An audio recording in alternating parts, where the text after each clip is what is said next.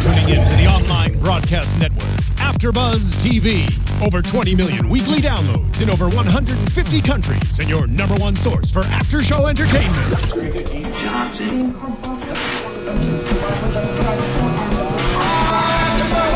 AfterBuzz TV, the destination for TV superfans. Producing aftershows for over 300 of your favorite TV shows. Interviewing celebrities and showrunners. And bringing you behind-the-scenes exclusives. All thanks to E! Entertainment's Maria Menounos, producer Kevin Undergaro, and internet leader Akamai. Now, let the buzz begin! Welcome, ladies and gentlemen, to The Prisoner After Show here on AfterBuzz TV. 45 plus years in the making, and here we are talking about it. I'm very excited. I have Steph C on the panel. What's up, guys? Meredith Placco. Hey, hey, hey. And I, of course, am Phil Svitek. And so I kind of want to this is our introduction episode, right? Yes. This is the first episode that we're going to talk about. So we are beginning a 17-week journey. Yes. Into the village. Together. Now, Meredith and I have seen the village. A few times. Mm-hmm. Steph C, you're a newcomer. I'm a new villager. I am. I love it. I'm very, very excited. What's her number? I'm number 15. Number 15? That's my lucky number. Okay. Because I just like it. What's your guys' number? I'm not a number. Oh. Yeah, I'm a person, okay? Yeah. I'm not a number. But if I had to be, if you can't beat them, join them. So I'm number 15. Yeah. Okay. Perfect. Well, as mentioned, we will dissect every single episode of The Prisoner for, one a week. And so we urge you to guys kind of come along, subscribe, rate, and comment. We really want to build this up, and we want to talk about everything to the fullest extent that we can. There's going to be some things that you might be like, oh, you guys missed it talking about this week. Again, we have 17 weeks, so we're pacing ourselves. So if we don't get to it right away in today's episode, don't worry. We have 16 left after this. And yes, at times it will be a little bit spoiler-filled, but not enough we won't give away endings and things like that. So if you are like Steph C, you have the ability to participate and partake. And also want to give a quick shout out to 6 of 1 Appreciation Society. They've been supporting us in this kind of venture.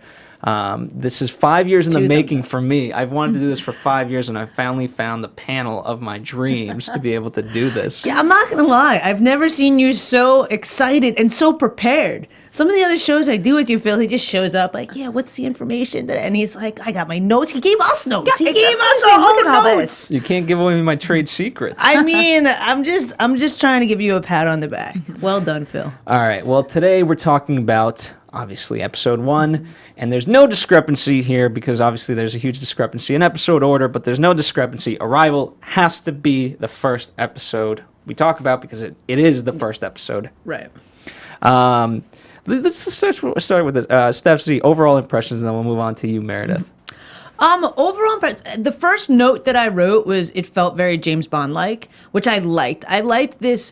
You're not getting all the information. There's a lot of subliminal information, which I really like. There's a lot of puzzle pieces being dropped, and you kind of have to put them together.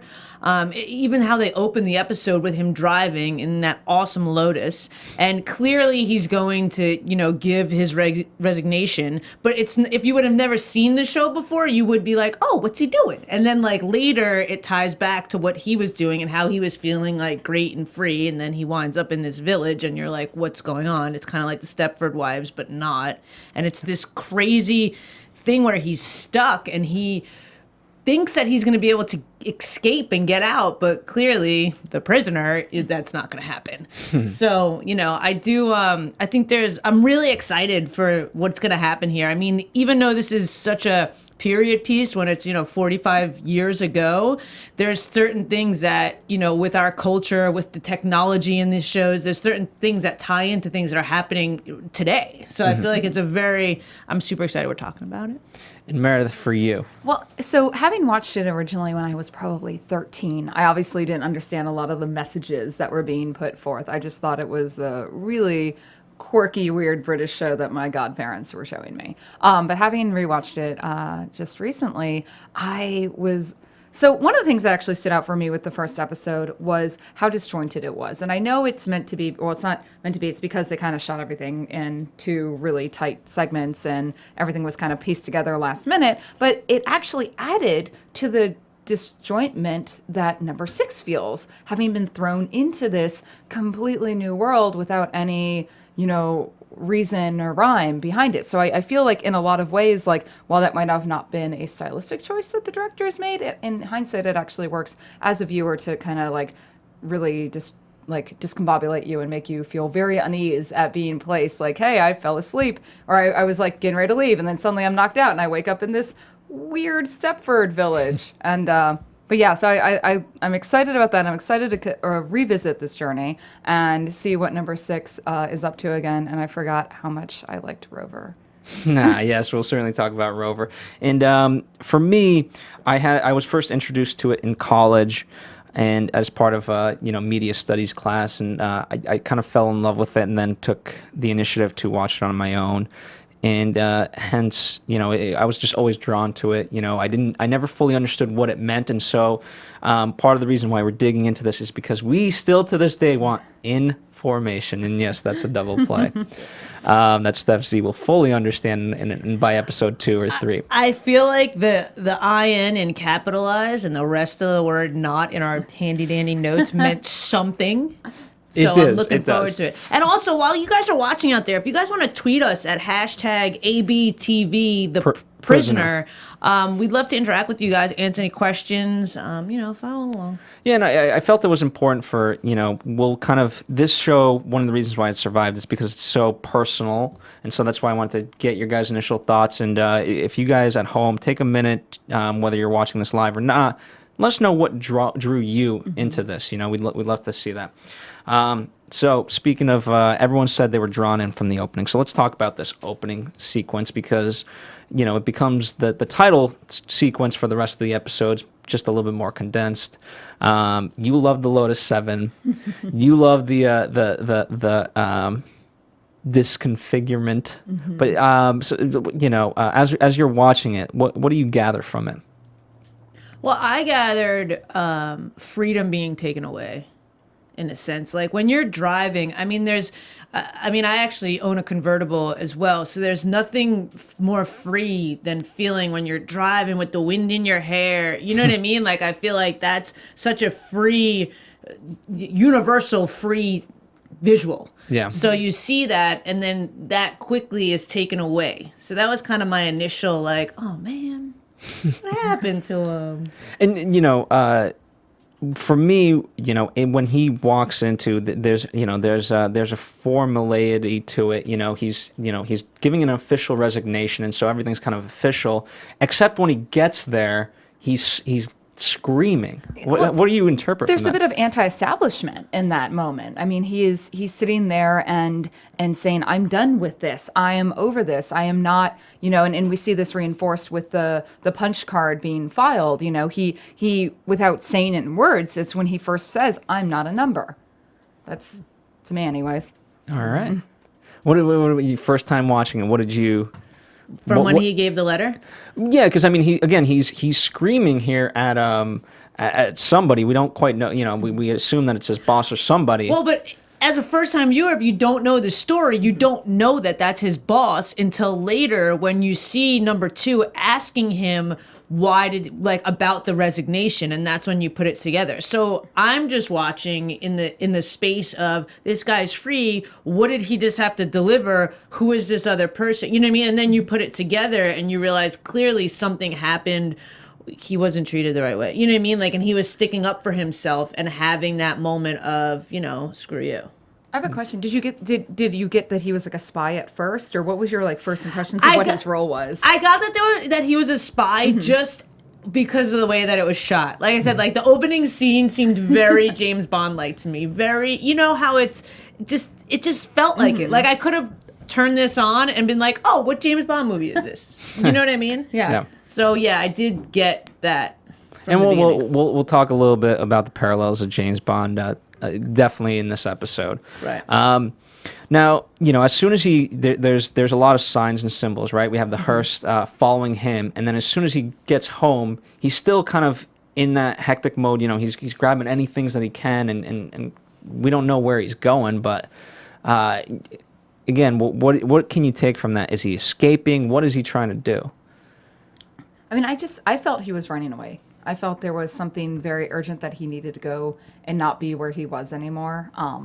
And it's just really one of those. Is like, I am running away. I don't want to be involved in this anymore. I'm done. I've had it. I agree with that. I feel like he was done. He had it, and I also think that in grabbing the certain stuff, that was the only stuff that he needed. Like, he didn't need all the rest of the stuff that he had, or maybe he just needed these few things to feel at home. And I almost got a sense of that. Because, we get that he's a spy and, you know what I mean? Because of all this, maybe he's always on the run. Maybe he doesn't have a home. Maybe he can't have all the normal stuff because his life is such a secret, so to speak. So there was only a few things I felt that I don't know, maybe I'm an overpacker, that's why. But it seemed like he only grabbed a few things that he needed. And then there was the photo of the beach, Yeah. the resort, which to me was just like, this is where I want to go next. Yeah. Yeah, and that's. I want to ask you guys in that sense. So the beach and all that, right? Anytime you get out of the business, in typical genre fashion, you have to become anonymous, right? You go away in an island or whatever. That's the typical thing. But in hindsight, where is he going to go? Because the only way that he says he's not a number, he's not a free man. He's a free man.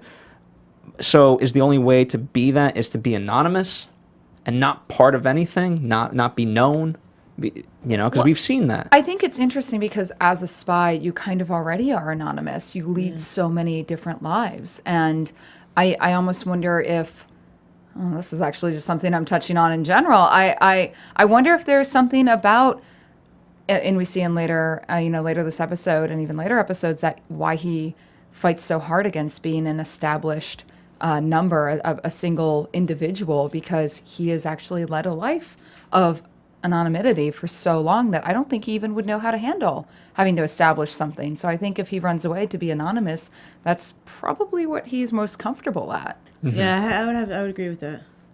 Okay. I would, because it makes complete sense, because people don't. It's not like when you're a spy, you can't go home and be like, so you know what I did today? You know what I mean? Like, he's had to keep everything within, and he's had to have this duel or 2 or 3 or 4 double lives to whoever or is involved in certain different aspects of his life. And that's a good point, because he lives alone, right? Yeah. Even as a first-time viewer, it's not like you might assume that maybe he's running away for, like, he's leaving his family, but you don't. Yeah. I don't think so. Yeah, there's no I didn't indication in the understand that. home. Yeah. It's not like he grabs one last photo of, like, here's the Yeah, kids. or looks at it. He didn't looks Yeah. at it and is like, sorry, I gotta go. You know what I mean? Like, Yeah. he's just like, I got my stuff. So I think that's a fair point to establish. And so he's taken, he's gassed up, and he awakes. And originally in the script, it was supposed to be not exactly like his house. But they altered it, obviously, in the actual episode, that it is his full house, and the only thing that is different is he wakes up in this village. Yeah. And here we are. I just love the village itself because of the bright colors and it's very Animal Farm when you think about it. Like, it's just so, like, Stepford, Animal Farm, everything about it is just so off-putting because it's so perfect. It's kind of funny. Yeah, I love the village too. I wouldn't mind going there for like a weekend or a week, even a week. Yeah. And one of the things that stood out most to me, like in taking in the whole village, was the map of the village. Like, I love that he was like, no, I need a bigger map, and it's like the same thing. Literally like just a mountains. bigger map. Yeah, and it was like this perfect, like everything you need. Like, here's some mountains, it was all contained. And it did look beautiful. It was very deceiving in a way, because you would think you'd want to be there. Like, if I woke up there, I'd be like, sweet. Who scooped me up and took me away? Yeah. And then, and that was the whole thing. We'll kind of talk about the full behind the scenes making of it. But a lot of people went here, whether it's the Beatles manager, whether it's H.G. Wells. That's what it was intended as, a getaway. But obviously they flipped that, the meaning of a getaway, and because you said it perfectly, a weekend trip. Right. I don't think you'd want to be there for longer than that. I might be able to do a week. I didn't see any. It's like there's a few couple cocktails things to do there. Yeah, they have the stone ship. Yeah, go for a helicopter Yeah. ride. Run away from a ball. Yeah. Let me ask you this specifically. They made, obviously, we saw the map, but as it's shot, we never fully get a sense of the full geography. Right. Did you feel like you knew this place, even though, again, just based off of the map? There wasn't. Yeah, I mean, I feel like there was something familiar about it. It was like this village set aside, like this mountainside village that has, the water near. There wasn't, it felt very common as a getaway place. I feel like we didn't really get the full scope of it. But I think, again, that like kind of also added to the whole feeling trapped because we didn't really get to see, like, there's no big wide shot of the whole area, a lot of tight, close, here's this, here's that. And I feel, that really kind of kept me feeling enclosed and imprisoned. Absolutely, and so you're very right on that. And then Steph, going to yours, in terms of it felt familiar, yeah, because when you look at the map, right, the sea. Who doesn't know? If you understand English, you know what a sea is. You know what the mountains are. You know what this is. So yes, it's like, oh yeah, I know these words. Right. It's familiar but different. Yeah. Yeah. Creepier. Yeah. Absolutely. Yeah. But you can understand. I mean, one of the things that always stood out to me was how quick he was to be worried about where he was, and I don't know his background, but I guess he has a right to be, from his perspective. Again, I would be like, oh, this is cool, but prisoner, obviously not. Well, I'm sorry. Go ahead. I was gonna say one of the things that, like, I thought it was weird they never tried to play off the fact, like, oh no, look, you're on your beach resort. This is where you just fell and hit your head or you forgot. Like, they never, the powers that be, number 2 and so forth, never tried to BS him. They never tried to, like, make it seem it was anything but, you're here, you have to deal with it. Just learn to accept it and fall in line. And I found that really interesting because it just kind of set the precedent that, you have to accept this. And it really, to me, that set the main tone. Mm-hmm. Yeah, that's a really interesting point that you bring up because when, I feel like if you wanted to get information from somebody and you put them in this new, creepy, weird environment, that you might want to do a little stroking in order to get the information out. So, you could play that both sides. But yeah, I mean, it was right away, if I was there, right away when you heard like creepy things over the loudspeaker everywhere. I mean, I don't know. I'd be a fan of the doors opening for me. Like, I'm okay with that. I like grocery stores opening up for me. Yeah. Yeah, but it's like when it was very creepy very quickly there. Here's what I will say about that. I mean, part of it is if it almost is a double play, right? There's a quote in A Most Violent Year that's just, the hardest thing you'll ever have to do is look someone in the eye and tell them the truth. So in many ways, they're telling him the truth, and yet not, right? And so it's that double play of like, pretend that we're truthful with you, but in reality we're not, and because we need you to be 100% truthful with us. Yeah, it's like, I mean, I think they give number 6 his credit that they're not gonna pull the wool over his eyes. They're not going to try to insult him in direct ways. It's going to be a more like, and as we see later in the episode, and I won't spoil that yet, is what they do with a certain character to try to get him to open up. You know what was interesting for me as a first-time viewer is I found myself questioning, like, it was clear that they wanted some sort of information from him and he had these relationships in this past, but it wasn't clear to me whether or not all the other people in the village were taken there for the same reason or they were just there. Yeah, it's hard to say who, like, are they all former spies? Are some of them, also, like, part of the village management? Like, how many of them are yeah, exactly. Like, why are they there and because what are their roles? He seems to be, a pretty important character. Clearly, he's the main character. But you know what I mean? Like, he seems to be someone that has, they want to extract information from him. So are all these other people there by default, besides the people that are working there? Like, why are they there, too? Why did he wind up with them? Did some of the elderly choose to just retire there? Because it's like, hey, we can just get taken care of versus, Yeah, maybe. Yeah. Yes, we'll discuss all that. No, again, and there's so much to discuss. So much. I know. So good. Our number, we don't know his number yet. We don't know his name. He gets a phone to go and meet up, and it wasn't originally the Green Dome, right? It was supposed to be something else, and then because of the way it looked, and they wanted to keep with very vague terms, the Green Dome. I mean, that's what a title. right? And that's where we meet number 2, as Pop Goes the Weasel plays. Not creepy at all. Not creepy at all. So, what did meeting number 2 for the first time, what did you guys like about this scene? What do you think was established? What did you learn? You want me to go first? Oh, no, I mean, I'm always so nice. I'm like, I'm going to defer to you. Yeah, go ahead. So the thing I liked about it was it really set up just kind of an authority figure. It kind of set up like, and again, going back to what I said earlier, this is kind of where we start to see we're going to try to put the line out there and tell you this is what's going on in their own, way of withholding information. And it really is just kind of, this is what sets the conflict up. And this is where, me as a viewer started watching, I was like, okay, this is the bad guy. I can't trust him. I also, at that point, is when I started questioning what side they were really on. In terms of, is this really the British government or is this something else? Well, so let's, go ahead, Steph, and then we can talk about that question specifically. For me, it just established that he was there for the wrong reasons. Like, I felt that right away in the scene where they were showing that they knew so much about him. Like how they're like, 2 eggs, you know what I mean? The chair got up. There was just so much that, like, it showed that they had been looking specifically for him. That, you know what I mean? Like, there was no accident that he was there. There was no question that they wanted something specific from me. And for me, at that point, I was like, oh, this is going to be bad. Like, they don't want him to help. It's like they almost want to use him for something. That's kind of what I felt when I saw that scene.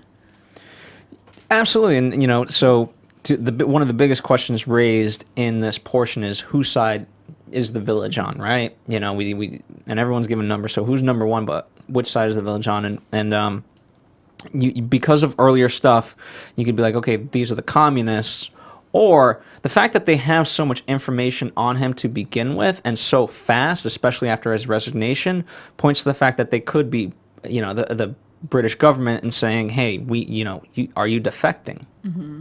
Right.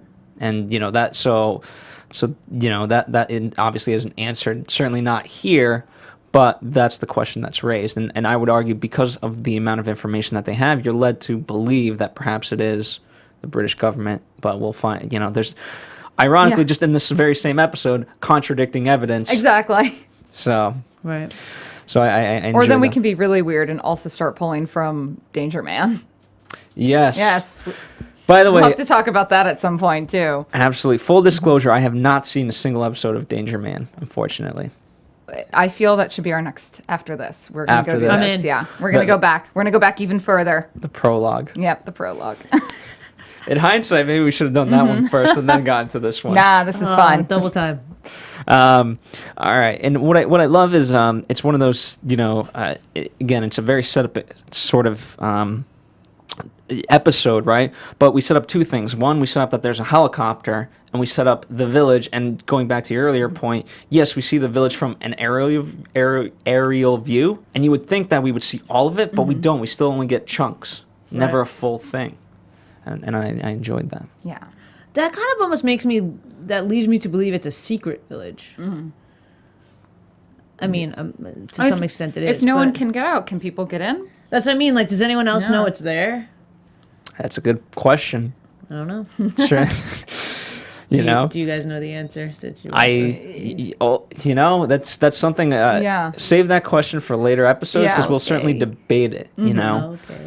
And by the way, that one of the things that I definitely can say, if you're you don't find out where the village is, and that's unfortunately something that we will have to spoil the location of the shoe. Yeah. But that was never said until the very end. Yeah. Well, aren't we going there for our finale episode 17? We're gonna go shoot from London. I thought that was. Oh, that's why I signed up for this. Maybe. I like this plan. I'm happy to be a part of it. Only, but you guys will be abducted there. I'm okay with that. Yes. That's blindfold me and take me. Happy. See, I can't have Feed you be me, happy open my about this. doors. I need to. I'll scream. That's almost like the part of it is if people are happy there, it defeats the purpose. So it's almost like you should act happy, like, oh, thanks for the eggs, man. Yeah, I'm like secretly plotting to kill everyone. Well, that's a form of rebellion that we'll see if it's explored. Okay, so as we're in the helicopter, right, we're getting the protocol of the village and everything. Anything that stood out to you? I mean, it was, again, fairly, for a town, everything seemed to run smoothly. Yes, some minor differences here and there, but you can call that cultural. It stood out to me that no one seems to question the way this village is run, except him at the current time. They've all kind of just succumbed to the way that it is. And maybe it's because they've been there for a while and they've all tried to escape before, and who knows? You know what I mean? But there's no, like, everyone there is pretty much just robotic to a sense. Yeah. And nobody does anything for themselves. Everything Absolutely. is done for them. Yeah. They have maids, they have taxi services, I can't even think of a time when I see someone cooking for themselves. And Sign me up. you're like, I'm just ready. Give me my number. I'm number 15 right here. Number Come 15. Well, that was one of the things later on that I was going to talk about was the idea of childishness. But, since we're on it, let's talk about it now. You're right. There's no one does anything for themselves. I mean, on the announcements, ice cream. Go get your ice cream. How more childish can you be? So and conversely, number 6 is treated like a child, and in many ways like a child. He has to prove himself to his parents that he is an individual. I like where you're going there. See? But you guys want to expand upon that further as I find my notes on this so I can help you guys I out? didn't mean to jump ahead. I was just like, No, just go in ahead, terms we're on of here. in the protocol of the village, I just thought that was interesting how no one did anything, and maybe a little bit less on the whole idea of childishness is that in a way to indoctrinate people, to get them more comfortable, is that you take, and again, I guess almost like a child trying to find its identity, you take away the things that they do to make them feel like individuals, and that further isolates them and conforms them, and it's just another form of that manipulation to get them to be where they want to be. And that's just something from the announcements to here's your new job assignment, at the one place, or here's the one cafe in town. It's just, to me, that's the one thing that kind of struck out more than anything, is that they're taking away every ounce of your individuality. And going on to the whole, treating everyone like children, that does set up a bigger picture for number 6 and how he has to reestablish his identity. Absolutely, and there's so many symbols there, right?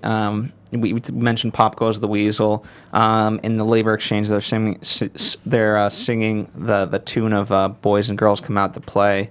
You mentioned no one does anything for themselves, and so very very childlike. And this happens a little bit later, but in the hospital, there's almost like a grandmother over him, and she calls him son.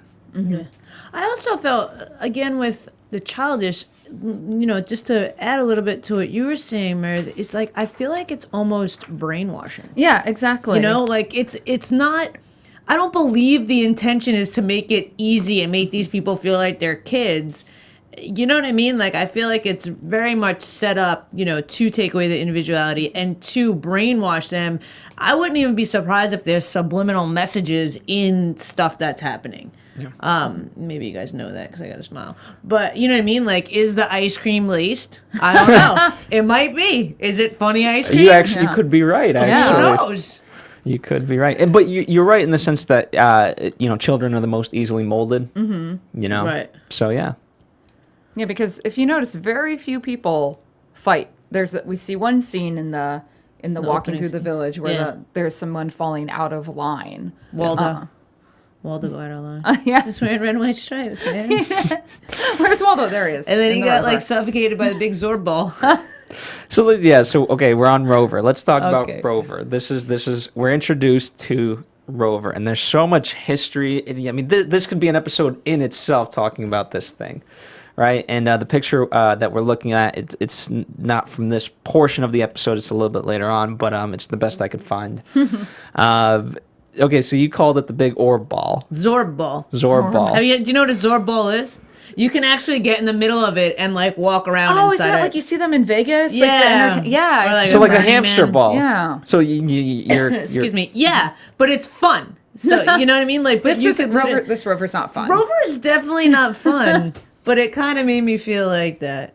Fair enough. And Meredith, I mean, this was something that you wanted to speak to heavily. Well, so one of the things I noticed, again, on rewatching it, is how much it resembled a weather balloon, and how it harken back to a lot of like the UFO and not just terms of and like alien UFOs, but like actual military unidentified planes and technology they were conducting at the time, that this felt very real to me in a modern day sense, that this is just like one of those elements that they brought about, and it kind of explored like other technology at the time. Because I know one of the things we were talking about is the use of technology. And that's something I know we're going to go into further, is just, how technology and the progression of technology is going faster than man can handle at this point. And I feel like this is almost like a reminder of like, this is government playing with something outside of their control. Yeah, and Alexis, our wonderful engineer, there's a photo of UFOs and things like that. Again, we were supposed to talk about it later, but since we're on it, if you can bring that up for at least the viewers. Because here's the thing, I looked at, the picture we're about to bring up, it has all these kind of government airplanes and the way they look. And the weather balloon, the symbol for it is like a UFO. Yeah. And I found that to be the most interesting thing, part of it. So if you, by the way, we're showing various photos. So if you're not necessarily watching us, there is a link in the description for you to download all of these photos. It's a zip file. I promise it's not a virus. I'm not, we're not out to get you. We're not number 2 or number 1 or whatever you believe. It's just, if you're listening, we want you to have the ability to look at these photos and see them. So there you go. So I like that the Star Trek Enterprise is also a weather balloon. And Batman. Interesting. There you go. But yeah, no, I one of the things I found, because I mean, I don't know, I like aliens, so I like to talk about aliens. Me too. Aliens. Yes, we should have an alien show. We totally. But is just the the way they made Rover just this uniform object, this unsettling thing that, and again, this is more of a British show than it is American, so I am kind of imposing my own cultural history onto it, but it really added this element of sci-fi to this film, that they're like, how does a government in the 60s have technology like this? And so I thought it was a nice, if nothing else, a nice nod to what was going on over, in Pensacola at the time, New Mexico, and a lot of the sightings, the weird sightings. Because I actually remember as a child watching this, I was like, oh my God, are there aliens? Is that who captured them? I actually thought, before I got further into it, I thought it was about aliens. So I think, but now as an adult, I kind of really, I wonder about the choices. Well, sorry not to cut you off, but like, again, it's spherical, right? Mm-hmm. So we'll certainly talk about kind of the global village as it may be, as represented in later episodes, but you have that idea. In the control room, we see not only the spinning spheres and things like that, we see a map of the universe kind of behind them. And so it's, there's evidence that could support that theory of like, especially early on where you were trying to piece together any meaning you can. Right. My thing, too, that it struck for me is that I wonder if this show would have been on American television. I feel like it would have been more censored. I feel like when we see things from Europe and shows that are on BBC or whatever network this was on, it's more truthful. Like, they give you more information. They're not as censored with government and things going on. And I feel like across the board they are. So I wonder... Well, we'll certainly talk about that. It's interesting because it's not BBC. Yeah, it's ITC. ITC, and it did air in the U.S. So we'll certainly talk about that towards the a little bit. Well, also just I can add some flavor from insight on like how British intelligence works. So I think it's kind of I don't know. I think this is definitely a very anti-establishment TV show. Yeah, absolutely. And I don't think that we would see. Yeah. We would have seen them create that show here in that time. It was much more like, we are strong. We are America. Well, to that point, like they don't want you to question, because this show is opening the doors to question things, and which is funny because in the village they're trying to brainwash you so that you don't question things. They almost not only are they taking away your identity, but they're taking away your power. Because if you don't want to think, if they force you to not think outside the box, you think that that's just how world exists, rather than questioning like, why is this big Zorb ball flying around? Why can you take over the helicopter? Like, why can you do these things that, you know what I mean? I feel like it's very much breaking down power as well. You're right. No, I 100% agree. Shoot, I forgot what I was going to say. Sorry. No, it was you were flowing well and you had a great statement, and then I was going to add to it and then I forgot. Oh, I did. So to that point, right? Kind of Rover. For all intents and purposes, this was an accident, right? That's the beauty of it to me, and it's one of those things that it was a happy accident, and you can say like, oh, just things kind of align and they happen this way, but if you're like these guys, that was very much the intent, and so they were looking for these things, and so Rover, a mechanical machine that was supposed to be there on the set that day, broke down. I believe it went into the water, never came out, and so they're like, okay, how do we fix this? We need a solution. We need something. And they all, I think it was Bernie Williams. They looked up at the sky. What about that? And again, it's completely happenstance. But when you're looking for ideas and solutions, this is what comes of it. And it's one of the greatest talking points of this show. And that's something I absolutely love about it, is that we as viewers impose our own thoughts. And even 50 years later, we're still imposing like our modern day ideas of supervision on this. So I think it's really, that's why I keep going back. I'm so excited for your opinion on all this. Well, it is very true, because if you really think about it, it's almost like the village, and this is going to be maybe a little bit left, but the village is like our government in certain ways. It puts lots of restrictions on it. It's almost also religion-like. It's almost also cult-like. There's a lot of ways that people still act that, I mean, they might not put you in a village and talk over a loudspeaker and do your laundry, but they still try and do certain things in order to make you act in a certain way. Yeah. And part of that, I mean, you could call it democratic in the sense like, what? That's what, helping, you can argue one way or the other in terms of politics, Republican versus Democratic, and obviously all the other spectrums. Well, on the other end of it, this could also be this is the idealized version of communism. Yeah. Where everyone works together and everyone's equal in almost every way, except for, there's always going to be the people who are in charge, but. Right. Which is the ultimate failure of communism. Yeah, so absolutely. See, that's a great point why this could be, it just adds question to it. And it's kind of funny, too, because I don't know if, thinking in retrospect, it's like, do the people that are creating a show like this think that 45 years later they're going to be sparking this conversation about life and communism and society and government? Like, I think that's pretty amazing that that's what happens from, they're like, oh, let's have this little spy show. Like, I'm sure there's a lot more thought into that than that, but sometimes there's certain shows that are worth talking about 45 years later because they played into, like, does life imitate art or does art imitate life? That whole game. Absolutely. So, kind of getting back to the story, and again, we'll talk about more of these things as well. I mean, we're only like on the first page of many. Sorry, everyone. We're gonna be here till like 6 o'clock tonight. No, that's just for the first episode. But okay, so we get a glimpse of someone in his house, and we eventually find out that it's the maid, right? And this is, again, I look at this as 2 episodes in one that has to present the formula. And so one of the formulaic elements is that there's always going to be a female character that he will not have a romance with, but that is part of the establishment but sympathizes with him. And we got that. I mean, she broke down in tears and said, help me. Yeah. Give me anything. I'm going to be saved. And I thought his line of questioning is, do you really believe that, knowing what you've been given? So. Yeah. I agree. I like the first time we actually see the maid as well, when he kind of yells at her and is like, I don't want to be part of this. I don't want you to do this. And then she comes back again, showing that, well, that's, quote unquote, what she's supposed to be doing. I mean, we, of course, find out that she's literally just trying to extract information for him for number 2. But, I don't know. I felt like everyone's drinking the Kool-Aid there. Yeah. They really are. Well, do you believe that she's been there since, her childhood, as she states? If that's the case, then this operation's been going on for 20 plus years, and that's do we see any other kids there?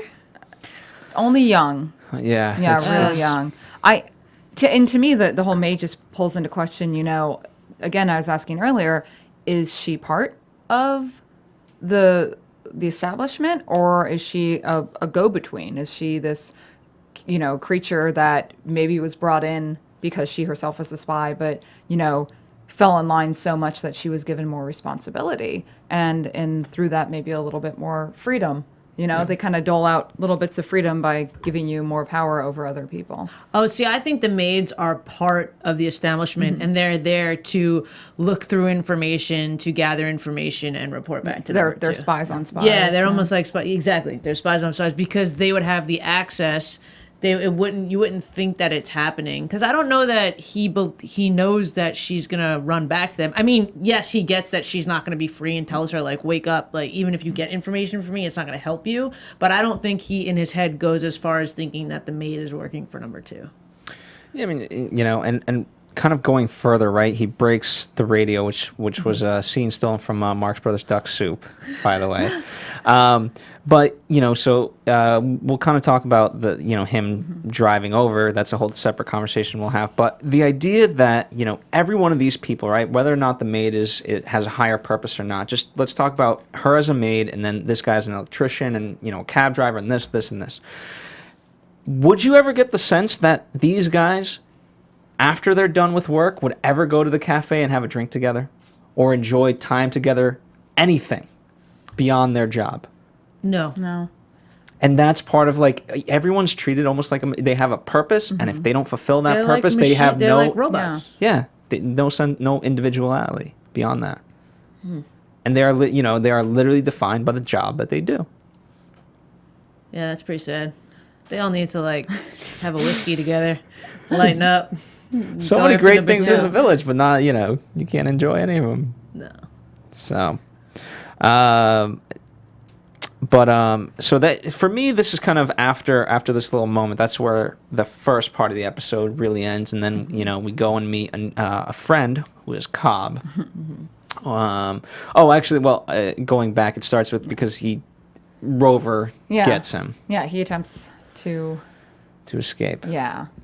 He does a couple of times. And let me ask you this: was that the smartest play? Because I mean, you've seen what possibly can happen. I mean, is he just testing the waters? I was just gonna say. I mean, as his level, he would just test to see. Like, I don't even feel that was a real attempt at escape. I think it was him just seeing what the boundaries were. Mm-hmm.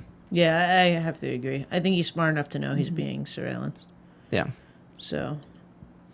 But in the same sense, he could have done it in a different way, and he could have like made it like he was playing by their rules and found out that information, so that it wasn't such a surprise when he tries to escape. Yeah. Yeah. Well, regardless, he ends up in the hospital, and the only man to get a name in this entire episode, Cobb. Yeah. And we meet Cobb in the hospital, who's he seems to know very well, but was over in Germany and ended up here. So. Interesting. If he was just in Germany, amazing how he ended up there so fast. Hard to say where the village is. Well, let me ask you, was he in West Germany or was he in East Germany? I know they don't specify. I know. I feel like West. I mean, yeah. Yeah. Well, I would argue that, perhaps, and this goes to, so the thing that foils it is I think he was in East Germany as a spy and then just defected, because a lot of, stories at the time were about that. And that's something actually we should maybe address, that the East and West Germany were very separate. Yes. That was, the wall was still up in place at this point. Very much so. I had actually to explain this to my roommate the other day. She is so about young the Berlin Wall? She did not understand, so. Well, go ahead. I mean, let's talk about the just post World War II, Germany was divided. You had East and West Germany. The Berlin Wall was brought up, and one side was more democratic and going forward, while the other was more Soviet controlled. Yeah. So, I mean, that's why we see there is that concern in The Prisoner, and why that's such an overarching problem, is that you have to wonder what side of the quote-unquote Iron Curtain you fall on. Are you with or against the Soviets? And it was always interesting to me how much the idea of just one wall could be, represented not only Berlin, but then Germany, and then the world. Yeah. Right. And so very much so like the village, yes, we're on a, everything's local, but it's not. It goes beyond just local. Right. So. But so Cobb being East German, or in East Germany and defecting, Could be a strong possibility. Yeah. Yeah. It's and it's it's interesting. I think for the purposes of time, I think this is ultimately why they did it. Was we're kind of taken through this hospital, and we see the gibberish and whatever else. We see the means that they're willing to go to try to break someone, and then we find out that there's been a suicide. We're told there's a suicide. Yeah. Yes. Clearly, Yes. Todd is not dead. And by the way, in the original script, the lines were reversed because the doctor says, "What happened?" He fell out whatever it is, right? And the lines were in the original script were reversed. Look at you over there. So I don't know. He's got them all right there. Oh I yeah, know. I've got. But if you guys want, there's a link again in the description of all the scripts. The order, you guys can debate the order, but it took me a long time. And I was able to buy the prisoner script books. So if you're interested in that, just look it up online. Go to and there's a few copies still left. When I was doing it, it was not as easy to find these things.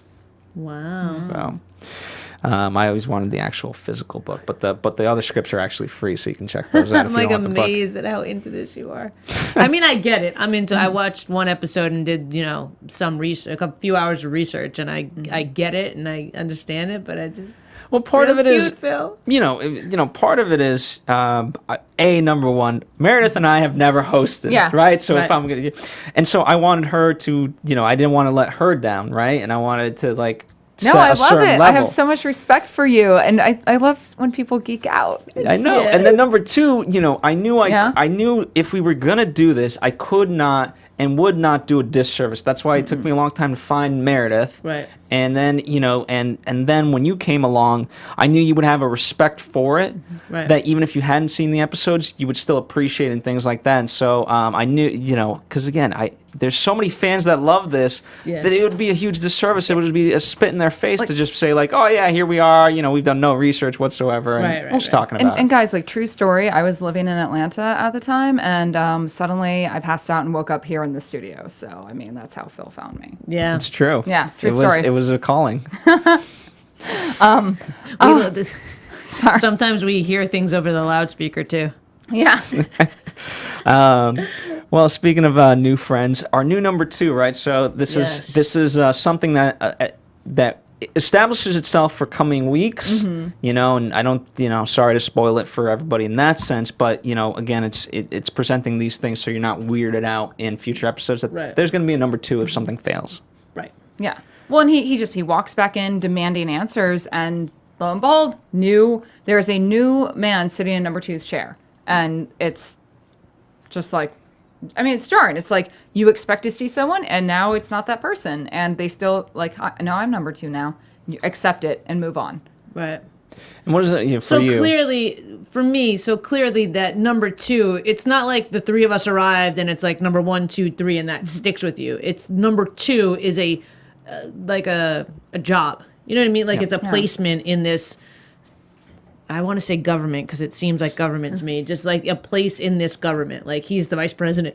You know what I mean? Or whatever they would say. And so it doesn't matter. That doesn't stick, which again shows the lack of individuality. It's you don't even, not only are you not a person, but you don't even get to keep your number. Yeah. It's true. It's just where you fit in that day of what's happening, what course of events happen. That's, And very what much you're called. And each person represents a different tactic of how to go about certain things, and Right. I believe you'll learn more about the tactics of number 2s later. This you don't quite know because it's not we don't really spend too much time with number 2 particularly. We just know it's a different person, Right. and they both fail. Yeah, Right. but again, it's another good way of disinformation and making you feel taking away your sense of security. You had this one relationship with this one person, now suddenly that is gone, and now it further is with the brain, falls Right. in line with the brainwashing. Yeah. Absolutely. How funny would it be if we came back next week and we had new hosts? New I'd hosts be all sad. around. We can just all wear wigs. Yeah, well, we might That would do be Yeah. funny.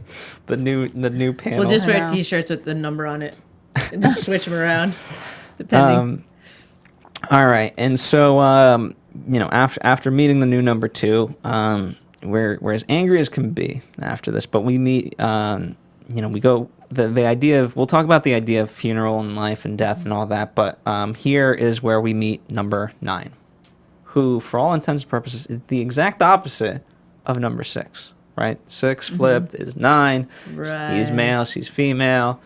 He's on one side. We don't quite know. I'm sorry, I don't know if you guys got this, and I don't know if it plays at all, but when we are introduced to her, it looks like she's wearing a Snow White outfit.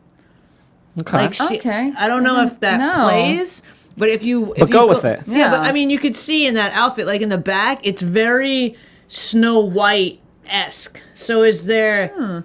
I don't know if that. I don't know the time frame of when Snow White was established, but for me, as soon as I saw that, I was like, Princess Snow White. I'm like, what's the subliminal? Someone getting poisoned? Like, what's happening? You could be The right. show makes you question everything. Yeah. Everything. It did, and I was like, how does this play? And it's not. She wasn't in. Like, all the men seem to be dressed somewhat country club-esque. You know what I mean? And then she's got this like poofy Snow White coat on. I don't know. I just couldn't let go of the Snow White. Fair enough. There's no 7 dwarves. There's no. No. But here's the thing. We'll maybe. find out. Maybe. No, I will say you're right. I mean, what's most intriguing to me is that you haven't seen the other episodes, and yet you're already questioning poison because this isn't a spoiler because the interesting part is how it happens. There will be methods of brainwash and poisons and drugs and things like that. See, I'm paying attention.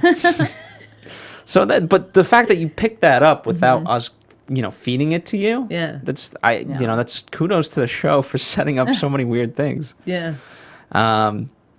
Anything else? I guess the question would be, as this develops, did you believe her motives? Did you trust her? Was she at the very least somewhat genuine, but perhaps afraid? Well, it's harder because, given we'd already been shown a woman who was willing to cry on demand to get what she wanted and run back to number 2.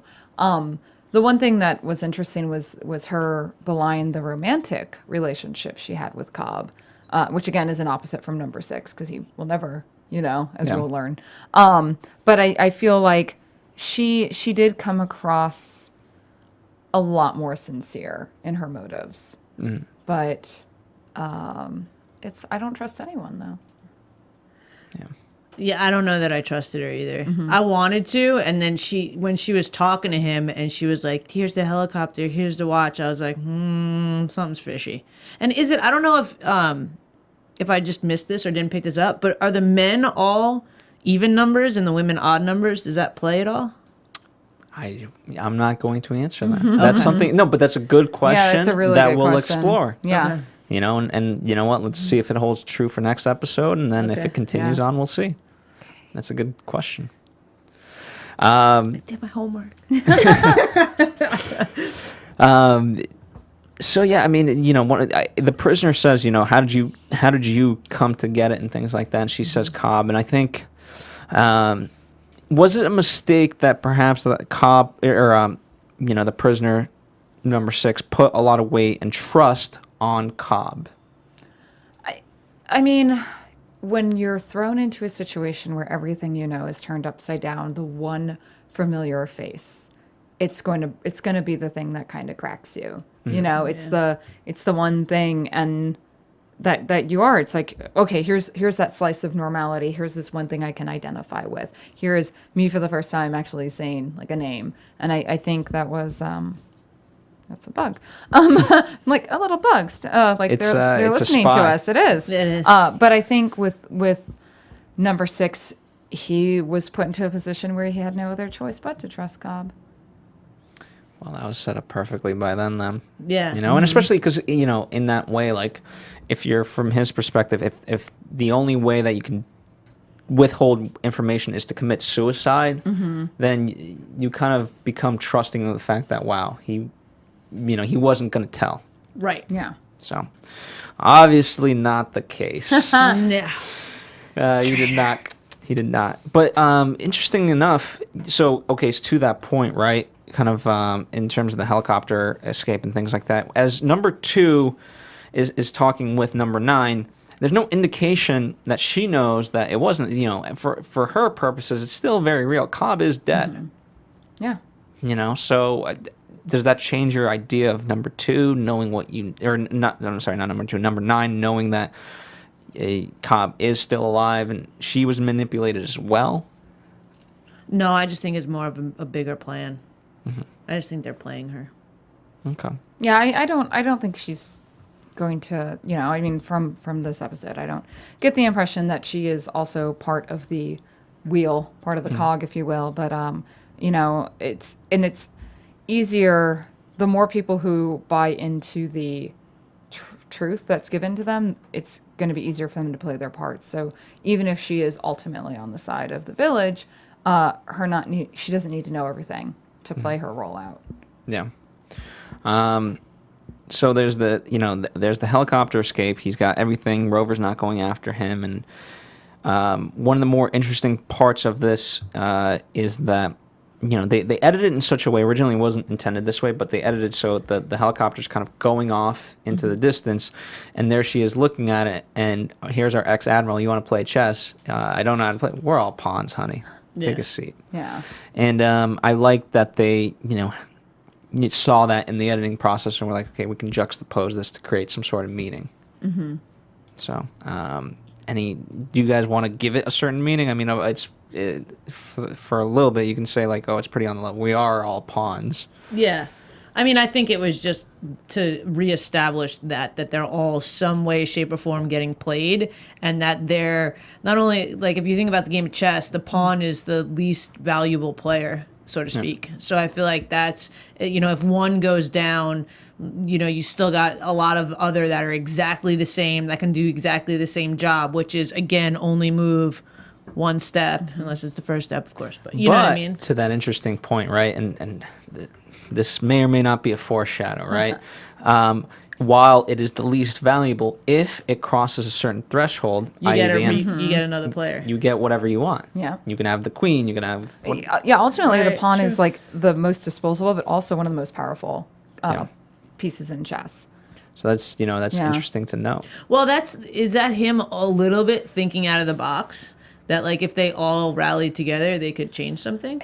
Or is that just crazy? I almost feel like the Admiral is a strange, like, I don't want to say oracle character, but he definitely fills a trope of the omnipotent character. He kind of knows more than the rest of the viewers do, and I think he's, there's something about that that's really intriguing. Yeah, he's been there for a long time. Like, he's been around the block, is what I get from him.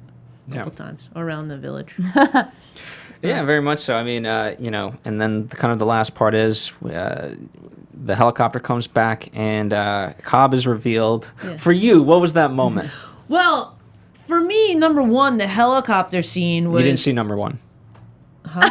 It's a joke. Yeah. Sorry. For me, the first thing was the helicopter scene, again, was such a play to technology today. The fact that they were taking over the controls was very, drone-like, or the things that are happening today, it seemed to me like, how could that happen back in the day? Like, clearly it probably couldn't, but now how everything's automatic and you're not really in charge of where you think you're going was very strong for me. And I did like that there was the reveal of Cobb, but I kind of wasn't shocked. Like, I feel like when I saw him, I was like, okay, that makes sense. Like, it made sense that he was who number 6 saw, who jumped out the window, who committed suicide, who died for number 9. Like, he clearly has more of a key role in this, and I'm excited to see what that is. But I was kind of excited to see him. Because I don't know, I want to feel like he's kind of a good guy. Oh. Well, he says Auf Wiedersehen, so I don't know. Yeah. That's so, and again, like more little red herrings there, like when they say au revoir and Auf Wiedersehen. It's like, wait, are we not in England? Because maybe I thought this was the British government. Maybe this isn't. Maybe this is the Germans. Someone's got to be in there, though, to help him. Well, we'll find out. So far it hasn't happened. I mean, the last shot is, We got 17 episodes. Someone's got to turn on his side. Well, yeah. Well, whose side is that? His own. Right. So. True. And the iconic, the prison bars come up, his face, where he is the prisoner. Just in case you didn't get that from the whole episode, they really wanted to hit home with that. Like, yeah. Yeah. No, but I as cheesy as it may be, I certainly enjoy it because it's just this nice symbolic thing, and it is so hard hitting and comedic, but good. Yeah. Right.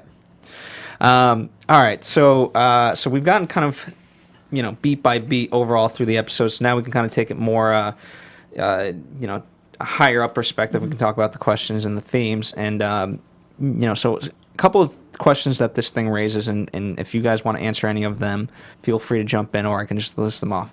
Where's the village? Right? What is the village? Whose side is number 6? Whose side is the village on? What methods is the village willing to employ? Who can number 6 trust? We were just talking about that. How can number 6 escape? Who is number 1? Will number 6 escape? When? How? Why did number 6 resign? Any of these jump at you that you just want to start maybe tackling based off of this episode? It's okay. So the whole what side is the village on? I keep going back to, is this Britain's home for spies? Is this how they're going to declassify and decommission and keep them in a place where no other country, like a safe house? Like a safe house in a way, and Wow. just put them there so they don't have to worry about other countries getting a hold of them? Or is this just such an elaborate plot by the communists that they have already infiltrated parts of the British government, that they've recreated a British town to try to extract information, and maybe number 6 is the only one and everyone else is players on this stage? I mean, from the first episode, these are things that I would question. So you're thinking maybe could this be a place where they're like, could the this intention be the Red be Room? trying? Yeah. Could the intention be to keep number 6 safe of something? Yeah. Who knows? Perhaps. I mean, to me, the intriguing part is, I like the idea of trying to figure out who number 1 is, and because it's called The Prisoner, you have to question. Okay, he didn't escape in this episode. Is he, and when is he, and how is he going to escape? Right? Yeah. I don't think... and this might be so far-fetched and wrong, but you think about shows with titles like The Prisoner, and it's like, at the end of the day, is it going to be flipped that he's his own prisoner because of stuff that's happened to him? Is it going to be flipped that I don't know. I feel like there's the prisoner and him being in prison in this village is just there's going to be way more layers to that. Absolutely, and in terms of the production design, what was really cool, everyone's always wearing stripes, right? Right. I.e., they're like Jail. prisoners. Yeah. Yeah. Well, also one of the things about the costume design, you see it in the umbrella and you see it in the women's cloaks, almost like if they started twirling those stripes, they would turn into a very hypnotic type device, and so that kind of furthers the idea of hypnosis. Yeah, absolutely. I like that. So I guess while we're kind of talking about that, we've hinted at it a little bit, but the idea of Big Brother always watching you, and there was, we'll talk about the actual setting, but the statues that they had, they used it to their advantage of putting eyeballs in there, i.e. the cameras, and the control room, and we joked about it, but the idea of B seeing you, Well, they said that when they were fetusing. Yeah. That's their little, they know we're watching. Yeah. They're always watching. Always. It's kind of creepy.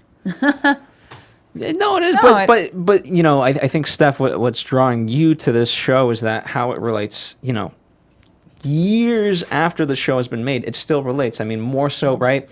I think I think New York had an article about this, London probably had an article about this, but 10,000 hidden cameras found.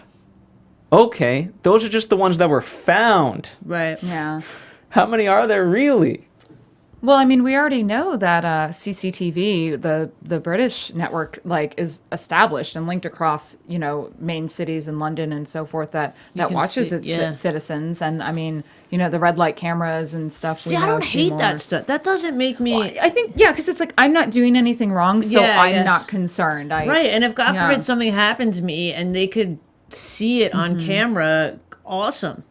Yeah, but to that same point, if I'm walking down the street and picking my butt, I don't want that. You know what I mean? Like, But who there's cares? like Everybody elements of walks down the grossness street. that you don't want I mean, seen. but they're not gonna be like, oh, there's Phil picking his wedge. Let's put that up on TMZ. Like, who cares? And No, Everybody but does. okay, take it. I'm going to argue against you because now, right? There's so many. What's like the latest thing? Memes, right? So someone will take a picture from the internet that they have no affiliation towards and make a joke out of it just by putting text over it. Okay, What do you mean, but who cares? But going to modern time up here and now, we put so much of our lives out there for everyone to see because of social media. Like, who cares On what Big purpose. Brother is watching? Like, Yeah. I say more dumb stuff when I'm drunk and tweeting than what like government will ever find out about me. That's what I feel like it's kind of an oxymoron almost about how we don't want to be surveillanced, yet we want to like tell the world like, went to the bathroom today. I'm feeling sad. Like, come on. And, It's technology being used for the good, and I can't handle Everyone it. needs to know what I had for lunch, okay? You know what? Philip K. Dick used to write a letter. The story goes, a letter a day to the government, and eventually he was like, "I want everything you have on me," and they just sent him a box of all of his letters. So again, but it's one of those things.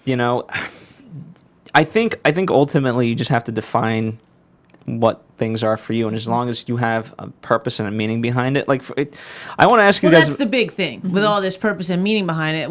With media, whether it be them, surveillancing us or us putting ourselves out there, a lot of people are lacking that purpose or meaning, and they need that validation by other people. So that's why they play technology the way that they do now, which I think is very different from the way they're using technology back then. Yeah. They weren't validating; they were trying to spy on people, which is different. And technology now helps us define our individuality, where technology back then was uncertain and threatening in a lot of ways because people didn't know what it was. They didn't know what was coming. Yeah, and we have a photo. Speaking of technology, right? So here's a techie timeline. Oh It's my the god, most- that's Did you draw this amazing. yourself? I had one of my friends, draw it. No, I didn't. I'll give credit for Where's it. Nintendo? So this is strictly the progression of kind of, it begins with the calculator, right? And it progresses into single computing and blah, blah, blah. But the idea of these things start for the purpose of one person and then now grow to be, again, with the internet, global, right? And it just kind of expands that way to the point that now we're tweeting, again, this is what I had for lunch. And so what starts off as good intention, and I want to kind of tie this back into the be seeing you, if nothing else, because I read that the symbol of be seeing you was originally started by Christians, and I have no further research or whatever beyond that.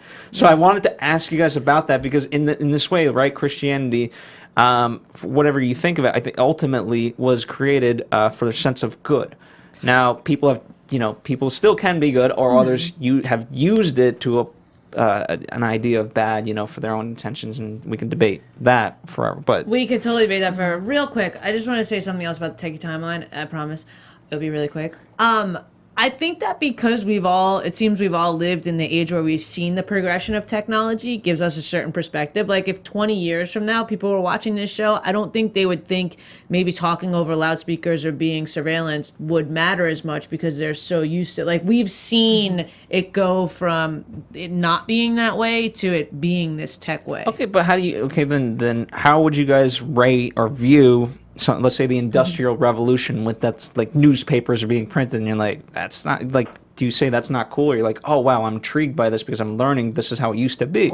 I just don't think kids nowadays would care. Like I don't think they would care to know about a newspaper. You think so? No, I'm laughing because I sadly agree with you. Yeah, that's what I'm saying. I think it's super sad, but like these kids don't know. They don't care.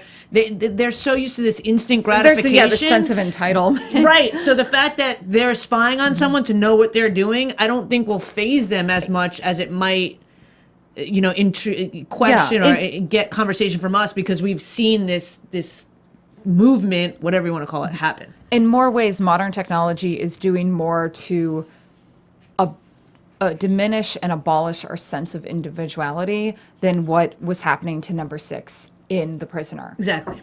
Okay, sorry. We'll go back to Christianity. We'll just start here now. No, we're already going that way. I mean, hey, I don't know if you guys have the origin of the symbol of be seeing you, so we can. I don't know. I was raised by a wild pack of atheists, so I have very little input on that. Yeah, I'm not the church goer either. If you guys watching or listening, let us know, because again, Yeah. I could not find further information upon that, or at least maybe No, I just it's didn't try super hard enough interesting. for Yeah, this it is. episode. Well, it wanna also know. is interesting that a lot of this is very, and I might get hate for this, but I'm just going to say it.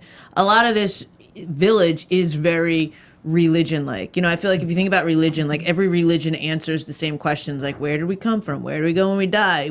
How do we feel better? And I feel like that in a certain sense puts a false security on people so that they don't think outside the box. And I feel like that's what's happening here as well. And so now let's go back to technology, right? Alexis, bring up that wonderful photo right there of the Gap photo. And no, we're not talking about the Gap, the clothing store. Mind the gap. But here, okay, so we're looking at this, right? And so in terms of there's a necessity for Christianity, and we feel like there's a necessity for technology to better our lives, right? And even in everyday, for me, I look at it like, okay, how can this be done better? And there must be a better way. But what And- does better mean to you? Better to most people, better to me means it would create more thought from people. It will create all this stuff. Better to a lot of people now means quicker, faster, easier. And I don't know that that's necessarily better. And that's true. So the thing that we're looking at, right, the amount of features that something has continues to increase. The amount of features we actually use it for, it's not decreasing, but you could say it's Right. pretty much, I would argue Staying that the in some say you should draw a decreasing line there. I agree with you. And it is. It's the whole. I mean, it goes very back to a simple conversation of a quantity versus quality. I mean, you can find all kinds of stuff online now, but how is it good? I mean, even if you think about a TV show, it's like back in the day, and we're doing one right now, so it's like a little bit like hypocritical. It's a bit meta. Right, but in the same sense, it's like back in the day, it's like you had a TV show, you had an idea, you had to tell somebody. That somebody then thought it was a good idea, and you had to tell somebody else. And that somebody thought it was a good idea, and then you got to pitch that idea. Now it's just like, all right, let's just put a camera on ourselves, and we got a TV show. So Hey, there's a bunch of I crap pitched out her the there. idea, and I pitched you the idea. It's There's right, some work yeah. involved. Right, but a lot of people aren't. They're going on, you know what I mean? I'm just saying there's a lot other ways to get, featured and stuff. That's why I think it's the decline of good content. And where do you stand on this, Meredith? It's hard. I think the more technology progresses, we as consumers can choose to consume what we want. 20 years ago, I was limited to watching the channels that cable or network had. I was limited to the news that like a particular station decided to give me. Now I can go out and read what I want. I can read news from Al Jazeera. I can read news from BBC. I can read news from South African outlets. But that being said, the ability to consume what we want is also dangerous. Because then we can only choose to consume things that adhere to our own beliefs and practices. So we're no longer. I feel like we're all the way modern media is it's almost doing ourselves a disservice because we're not thinking outside of the box. We're just taking whatever we want spoon fed to us that makes life pretty. Yeah, and you're easy. finding information to support your own Yeah. argument. Right. And I feel like the amount of thought that you just put into that, 80% of the population doesn't. They're just like, oh, this thing made me laugh. Cool, let's like it. Well, I don't know. Yeah, no, it's here's what I Yeah. will say. You can. It could be good, but it's almost like everything. It's like it could be good, but it's like you think about alcohol. Some people like a glass of wine with their meal. It makes it taste better. But then some you of have us the like people 10. that right. But then you have the people that like 10, Yeah. but go out and drive and go out and do these things that are disruptive. You know what I mean? Like the idea of technology is not bad. It's the users that use it, not for I think what its intended purpose was. I'm just going to make the correlation up. I'm not up. I'm sorry. Oh God.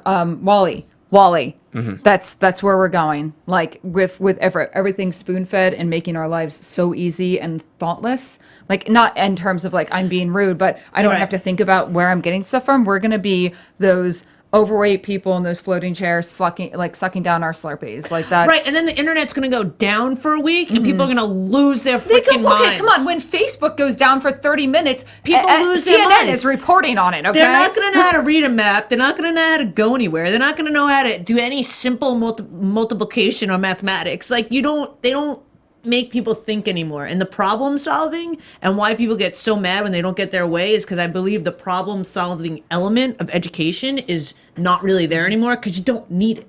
You just need Google. So let me. Sorry, I could go on and on. No. Sorry, no, yeah. Go. I'm gonna kind of give my final thoughts, and again, this is we're not gonna. Yeah. I'm sure we'll continue this argument. No, you guys are fine.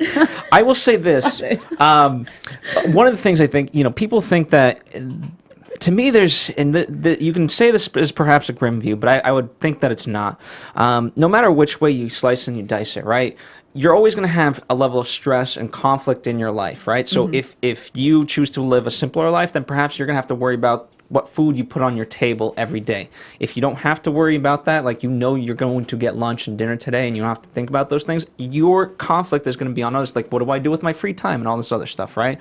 So I think if you establish that in your life, then it's about choosing what to worship and things like that. So going back, no, there is, in the everyday trenches of life, there is no such thing as atheism. You have to worship one thing or another, whether it's money, whether it's whether it's a loved one, whatever these things may be as you define them.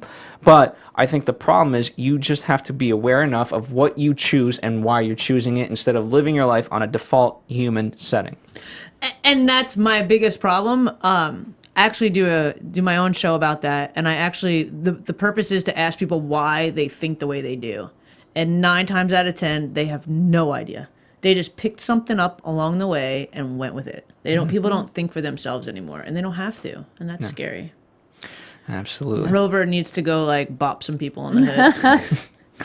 And again, unless anyone has any kind of closing thoughts, because again, this is something we'll continue to debate throughout. Well, my only thing is just bringing it back to the source material at hand is how, and I want to say there's you have a note here that, there's never been a weapon we've made that hasn't been used, and the same can be said in The Prisoner that, and I don't want to give too much away, but, what level they'll go to employ to get information and to get people to fall in line. And I think, the missionary tale of technology in The Prisoner, and I think that's something that we're going to see develop over future episodes. That's a good. I'm glad you brought that up. And that, by the way, Patrick McGoohan said that quote. Okay. Yeah.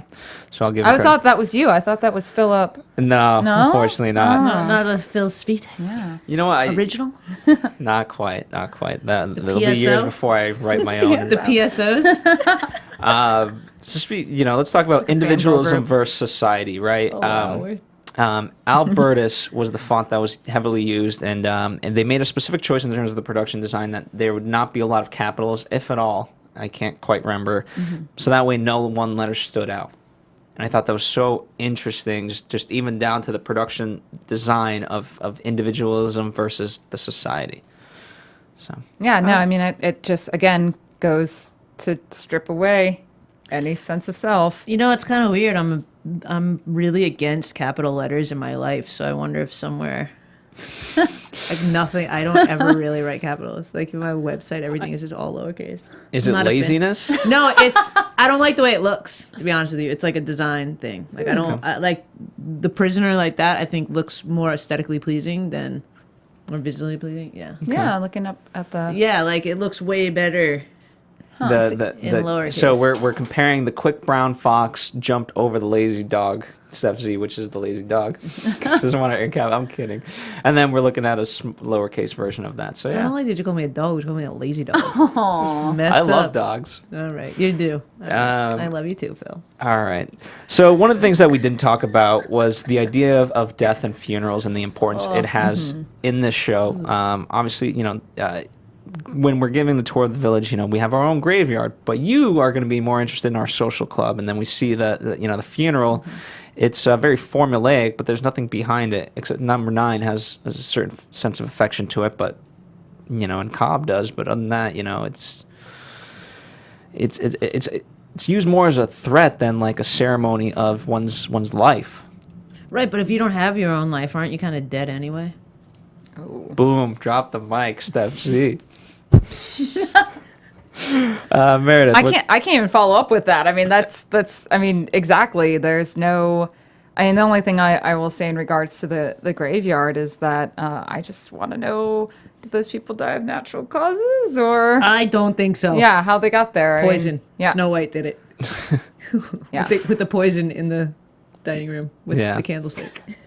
All right, as we're kind of getting towards the end of things, and we'll try to readjust some things based off of how this goes and how you guys kind of react to it and things like that. So bear with us. The first episode, we want to find our footing We again. get an extended. We give an extended again. We don't want you guys feeling like we don't know our information, so we're making this one a little bit longer. So that way you guys are like, oh, these guys know what they're talking about. Good. You shouldn't have to say that, Phil. You know what? Subliminally- No, just kidding. You know what? I do have to say that. Guys, Aw. please think we know what we're talking I about. promise we at least watched the episode once. Yeah. Your favorite quotes. We already said the "We're all pawns." Your Yeah. move, my dear.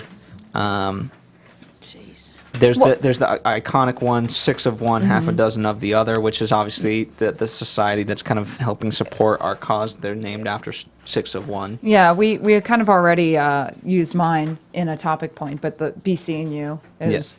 like, and it Well, was but used it- so early on. I loved Sorry, that. it's No, 6 of fine. one, half dozen of the other. 6 of one is the men, and a half dozen of the other are the women. Like the 7 to 12. Could be. I don't know. This be. men-women number Yeah. thing, I'm really like, I like numbers. I want to know. It could I want to be. figure it out. You know what? And a still tongue makes a happy life. Yeah, kind of like, shut the up. Yeah, if you don't question anything, you won't have any problems here. Yeah, I would not survive there.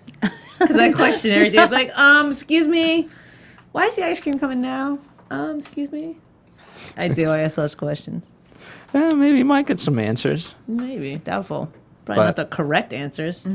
Definitely not the correct answer. Just You the might answers get to some shut answer. me up. Yeah. All right. Any other quotes that jump out to you guys? I mean, obviously the show's very quotable. Yeah. You know. Well, did but- we go for the big one? Which one? I'm a. Oh, I'm a no. Yeah, go Yeah, ahead. Go ahead. I'm not. Now I'm messing it up because it's not from me. I am no. I'm not a number. I am a man. Yes.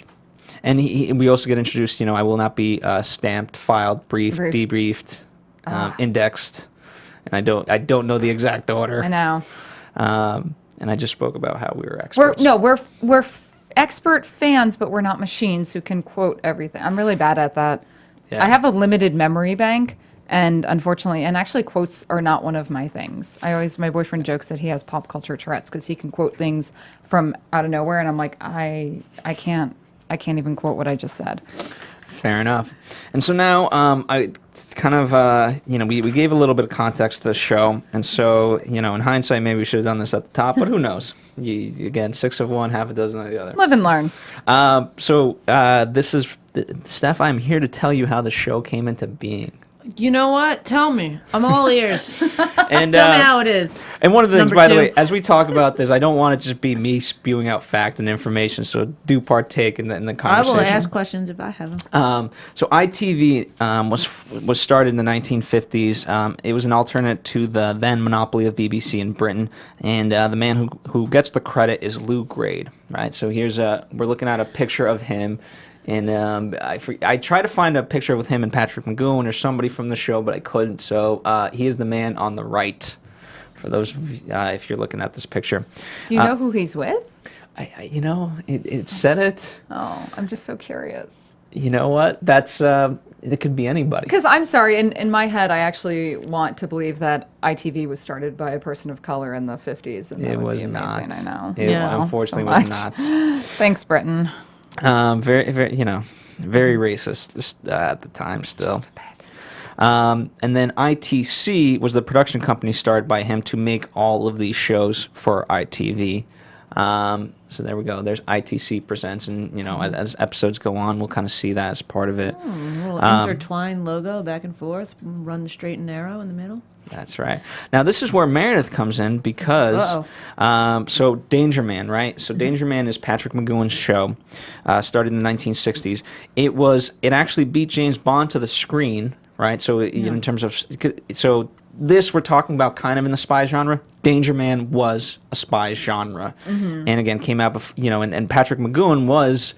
There was debate. They wanted him as a James Bond character, but it was not to be. He didn't want to do it. He is an attractive man, though. I just have to throw that out there. He's got that spy look. When like watching that, I was like, oh man, I forgot it. I bet you if look. I bet you if you would take a picture of him and show it to 100 women, at least 80 of them would say that, like, who is this? They'd say James Bond. Yep. Yeah, he just has that. He has that look. Yeah.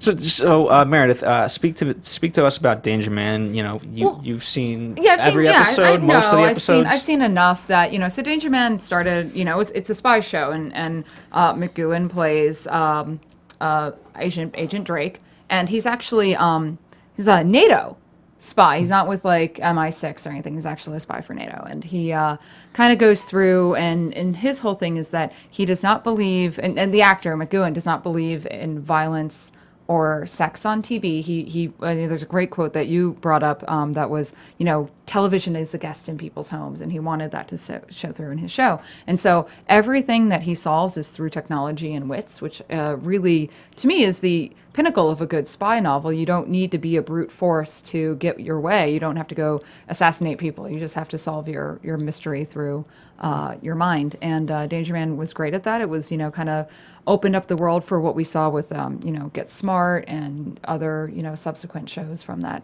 out of that time period. And the thing with McGoohan is, can I go ahead and jump to like how Prisoner started? Is he got bored. He kind of got tired of doing the show after so many years. He's like, hey, guys, I'm over this. I want to be done with this. So he pitched the idea of The Prisoner, and Lou Grade said it's just so crazy it might work. And they actually gave Patrick McGoohan carte blanche, creative control to work on the show. And he, you know, worked on it, and this is what we got. I'm trying to remember. He had the writer from the please. So one of the speaking of carte blanche, what was interesting to me was that there was no official deal in place, right? And I always love it when, you know, there's that old school business of like, we just shook hands. We have a deal in place. Like, what do you mean paperwork? We just talked about it. We shook hands. That should be enough. And you know, even whatever you think of Donald Trump, he actually still adheres to that mentality to a degree. And what was even more interesting is that, you know, here there was presentations, there was boards, there were scripts and treatments and all this, and he was like, throw it out. Just tell Pat, what do you want? What is the show? Just tell me the show, and that's it. I want to know the show, not this. And that's how it came to be. Oh, yeah. And by the way, so, you know, one of the things that you'll find interesting stuff, obviously still to this day, and as we continue, we'll talk about the behind the scenes of certain feuds and things like that, but still to this day, there's debate whether John Drake, the character in Danger Man, which was called Secret Agent in the U.S. and inspired the song Secret Agent Man. Wow. See? A little bit of history for you. A little bit of history. I like it. You know what, too? To speak to the carte blanche like scenario, again, it's amazing to me that when you have one person with a brilliant idea and you let him run with it, something like this, again, a show that we're talking about, so much later can happen. I mean, if you think about television now, there's so many moving parts and there's so many cooks in the kitchen. You know what I mean? Like, I love that. I didn't know that till, you know, you guys just said it. But at the same time, he was the highest paid actor at the time in Britain.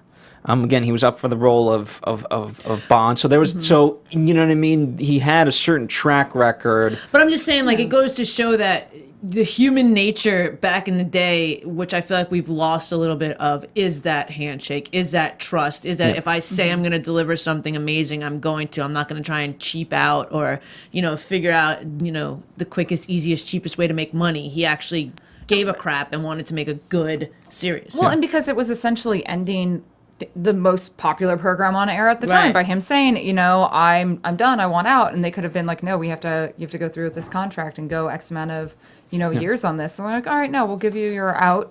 And in hindsight, it's interesting to think about, since Patrick McGoohan also stars in The Prisoner, is The Prisoner Agent Drake, is this show actually, in a weird way, like, subverting, like, not subverting itself, like self-referential to him and leaving that role. Yeah, because, I mean, you know, firstly, because, again, he resigned from Danger Man, he resigns here, and again, is he resigning as John Drake? It's It's So very. wait, I have a question that might be so not right, but is him resigning from Danger Man have anything to do with how they started this series with him resigning? That's what we were just saying. We actually debate. don't. Yeah, that's the debate. it's That's still actually debate. one of the longest held debates because it's never. I don't want to spoil anything, but it's never. We'll find out, but it's there's It's not a lot like said he about it. resigned from this thing that worked to do this other thing where maybe he felt like he was a prisoner because he had to deliver this new thing that's better than the old one. Interesting. Yeah. That's a nice little parallel. So going in here in the links provided for you guys in terms of the scripts, you won't find this, but here's a kind of a story information, right?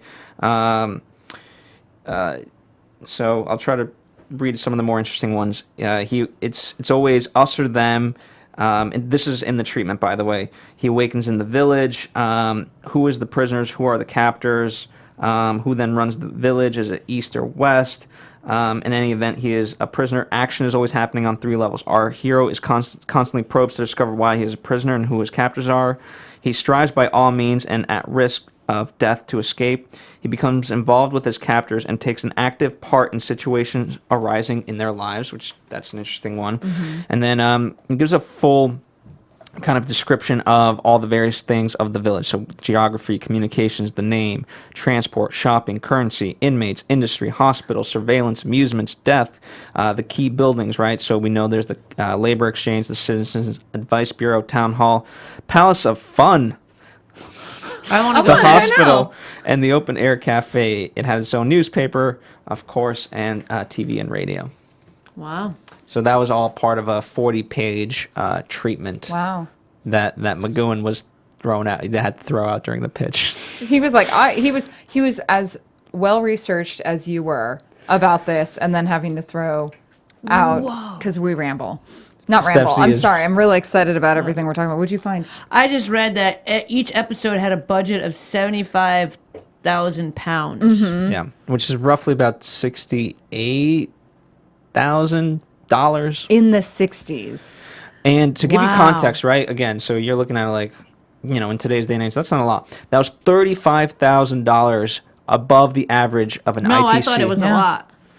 And it is. Yeah. They put a lot. I mean, I'm sure location itself wasn't cheap to secure, but and then how much of that budget is for McGoohan himself. He only took 5,000 an Really? episode. Only Oh my 5,000 an gosh. episode. Yeah. And then local actors got paid what, £2 a day. £2 a day. So that's like $4 a day. Yeah. roughly. Wow. Yeah.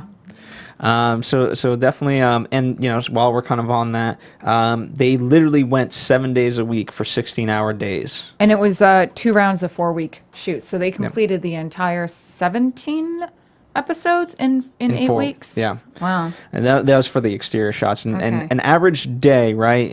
For those of you who know filmmaking, it's called setups, right? Every time you change something, it's a setup.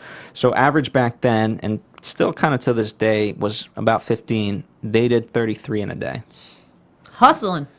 They had to. Man, Yeah. that's insane.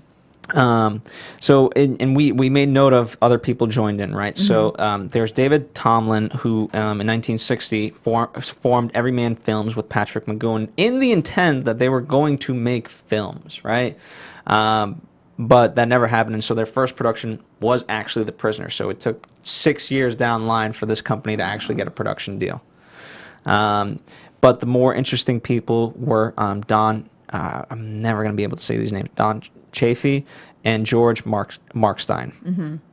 And Don had, by this point, he had directed about 20 movies or so. George Markstein, as we go on, his story will become more and more interesting because this doesn't spoil the show, but they had creative differences. Yeah. Now, what was Mark Stein's role again? And was he? He was the story editor, right? Okay. And so when you look at a title like that today, it doesn't mean a lot. But back then, there was so much weight held on a story editor.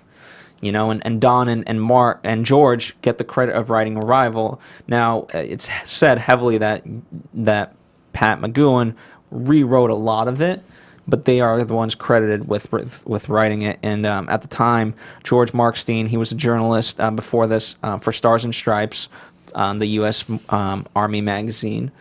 And he makes there's a photo that Alexis has right there that that in the opening sequence, right, the man that is being yelled at, that is George. So he makes his little cameo, and it's ironic now post fact of the full history because spoiler Oh, I alert. see the village. No, I'm kidding. Yes, world. indeed. So there you kind of have it. Any any sort of thoughts on this, even though it's more fact than anything else. Well, I think it'll come into play, like you said, later on when we start uncovering the creative differences behind the scenes, because it is definitely something that comes into play later. Yeah. And And Don and George worked on Danger Man. Don more so than he was a director. George became a story editor towards the end of it. And going back to Danger Man, episode We need to screen Danger Man. we will. Yeah, I need to see it now. yeah, Like yesterday. Well, specifically this episode, right? So in season 1, episode 3, it's called Colony 3. Have you seen this episode? I have. Okay. Yeah. So I have a description for it, but I'd rather hear your description of this episode because people Okay. cite this as Well, it's going to be hard because I'm just going to go off script because it's been I saw it when Yeah, I was a good, kid. but- But I mean, but so we kind of have the idea of where the prisoner comes from in this episode. It's so early on, and Drake is actually taking the place of a defector and going over to, was it East Germany? I don't know. I don't remember. I don't even remember if it was East Germany or if it was Russia at the time. Well, basically, so he's going in as a spy to go to this facility where there is an area that they train agents to become English, which I love in watching Agent Carter. They have the whole Red Room thing. Yes. That's what it reminded me of. So basically what happens is he finds this replica of an English village, and all these foreign agents are being trained in the ways of like proper, here's our tea time, here's when we do this is our accents, and his whole goal there is to disrupt the flow of this and stop these agents from entering England, which if that hadn't been disrupted or there were other facilities around the time, what if this is all bringing him back into that village? But that episode right there is kind of where the whole idea of the prisoner came It's from. kind of funny though that you actually mentioned Agent Carter in this, because if you think about Agent Carter and like the Marvels, the cinematic universe, and like all these things, it's like one, Agent Carter. They all kind of coincide their storyline, or they share storylines, Yeah. or they add pieces so that you do that. So I wonder, like, it seems to me hearing about Danger Man being new to the prisoner, that there's a lot of things that can reference back and forth to each other. So if you're a fan of one, you'd be that fan that like the Yeah. show stands on its own. Like Agent Carter stands on its own if you haven't watched any of the other shows. But if you have, then you're like, oh, that was in this. That person did that. That's why this. And you'll see other reoccurring characters from Danger Man popping up in The Prisoner. Not reoccurring, but like, Yeah. references. And for a television show at that time, this is actually really unique to have Yeah. a spin-off, if you will. Because Right. in my head canon, Prisoner is a spin-off of Danger Man. And that is how I perceive the shows, is that no Drake. And that is how I choose to view the Oh, wow. history of everything. Yeah. Gotta watch it. I choose to view it that way too. Because the good news is it doesn't add, it doesn't take away, No. but it adds. Yeah. Right. And the same with what you're saying with the Marvel Yeah. MCU and everything. Sweet. So let's talk about this location again. It isn't revealed until the very end, but it very much became. Don't tell me. You don't want to know. Oh, just like filming- specifically like where the they actual filming location, okay, yeah. The filming Yeah. location. Yeah, I don't want any Yeah. spoilers. And I don't know how to fully Spoiler-free. pronounce this, but Port Merion in North Wales was the location used as a village. It was inspired because they were there for Danger Man. A couple of years, I believe in 62 is when they officially were there. Wow. And so a couple of years later, it was like, okay, this would be the place to shoot. And William Ellis, William Ellis, he built this, and he started in 1925 building this, and it wasn't until 1973 that it actually got completed. And so, going back to Meredith's point about the two different shoots, if you really pay attention, the village changes. Yeah. Just because they're continuing to build. So is this village, do you know, like, how does it stand today? Is it now a resort getaway? Yeah, we can go visit. We can go visit the village. So much so that... So this, literally, we're doing our last episode from there. Sweet, love it. April 17th, there's the meetup by the 6 of 1 Society, and the special guest is Darren Nesbitt, who plays the new number 2 in It's Your Funeral. Oh. So, not only can you visit it, there's stuff happening there. It's like a Wait, where village going? con. Yeah, every year there's someone there. Oh my God, we should go to the village con. It's totally a village con. We should just start that event. I know. And then we can wind up getting a lot of people to pay to go, and it will pay for us to go. That's how it works. I bet let's take donations. Let's see if the fans are If out. you I know. guys think we should go to the village con, the biggest donator gets to come with us. If you pay for all of us to go, you get to come. Yeah, exactly. We'll just ride on your coattails. Yeah. I just think it would be amazing to do, and I'm getting ahead of myself. But yes, the village still stands today in its creepy, beautiful, brightly colored fashion with its green dome. And and I'm not very familiar with England. I'm sorry, godparents. It's kind of like in a little like crevice in North Wales. Like, do we have a map? Actually, I don't We don't remember. have a full map. We just have kind of pictures of. We can't give away where the village is. Yeah, you can't. But you're absolutely right. And then the buildings themselves, they housed. No production in Britain at this time went 2 miles outside of the company, right? And so these guys are going, I think, like 300 miles away, and they're shooting here. And so they're using the local actors, right? They're getting paid $2 a day. And the town hall is used as a production office. The actors are staying everywhere, and the local cinema is used for the dailies, which I found That's kind of awesome. I found interesting. Man, I thought extra work paid poorly now. That was very much like, I mean, if you're there in North Wales, it's one of those things that you're just so happy to be. What is this? I'll be I here. know. Right. It's gorgeous. And the original Butler was said to have no dialogue and was very athletically built. And we'll talk about how the Butler takes on shape and meaning, but obviously he was not that. And right? It's interesting how in the 60s they used a lot of little people to fill interesting roles. I mean, we see this with Indiana Jones. We see this in James. Did we see in a James Bond episode? No, I don't think so. Oh no, I'm thinking DePlane, Boss DePlane. What movie is that? Get my brain stopped. Fantasy Island. Thank you. It's an interesting. I'm really big into tropes, and and it's interesting that they chose to go that route for this Butler, which it's just it's they're playing on things that were popular at the time. I find. Sorry, my off time I speak way too much about diversity in film and movies, and I love looking at how things were then versus now. So Yeah. I don't do anything to offend people. I That's just my thing.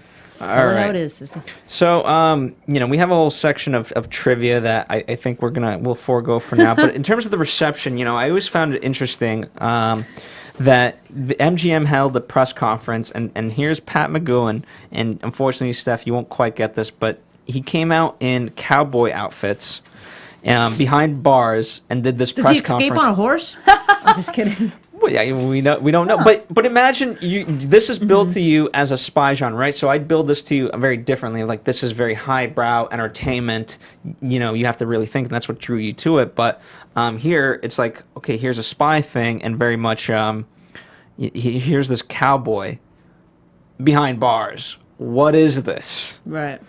And this is before, it's not like today where you have trailers online and things like that. Like, you just get this one bit of information and everyone's going to run with it. And so it's like, what is this? Misinformation. Misdirection.